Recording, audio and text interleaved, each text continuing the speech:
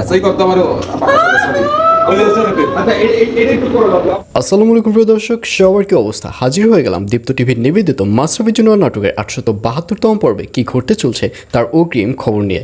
এই পর্বে আপনারা দেখতে পারবেন এবার আয়ান, মনি এবং দাদু ভাই অর্থাৎ দিলার বেগমকে দেখা যাবে যে আসলে কে টাকা চুরি করেছে এই ব্যাপারটি নিয়ে একটা তদন্ত শুরু করবে এবং তারা সবাই বসে যখন এই ব্যাপারটি নিয়ে মিটিং করবে তখন দেখা যাবে তুতুলকে আয়ানদের বাড়িতে আসতে এবং তুতুলকে দেখে সবাই অবাক হয়ে যাবে এবং তুতুল বলবে, আমিও তোমাদের সাথে তদন্তে অংশগ্রহণ করতে চাই, আমিও চোর ধরতে চাই। আর এটি শুনে সবাই খুশি হবে, সবাই বলবে আচ্ছা ঠিক আছে। এবং এক পর্যায়ে ওখানে কথাবার্তায় আয়ান তার দাদুভাইকে বলবে, দাদুভাই তোমার মনে আছে তুমি কিন্তু একবার মনির টাকা চুরি করেছিলে। আর এই কথা শুনে তুতুল বলবে, কি দাদুভাই সত্যি বলছে ও?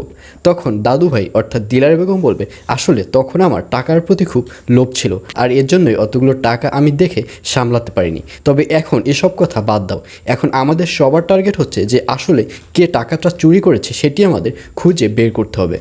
আর অন্যদিকে রুনা ম্যামকে দেখা যাবে সরকারি তদন্তের লোকেরা রুনা ম্যামদের অফিসটি তদন্ত করার ব্যাপারটি নিয়ে রুনা ম্যাম একটা বিশাল টেনশনের মধ্যে পড়ে যাবে এবং এই ব্যাপারটি যখন শরাফত স্যারকে শেয়ার করবে তখন শরাফত স্যার বলবে, ম্যাডাম এই বিষয় নিয়ে আপনি মোটেও চিন্তা করেন না, আমি দেখছি কি করা যায়। আমি যেহেতু আপনাকে কথা দিয়েছি যে আমি দেখছি, সেহেতু আপনি এই ব্যাপারটি নিয়ে মোটেও চিন্তা করবেন না।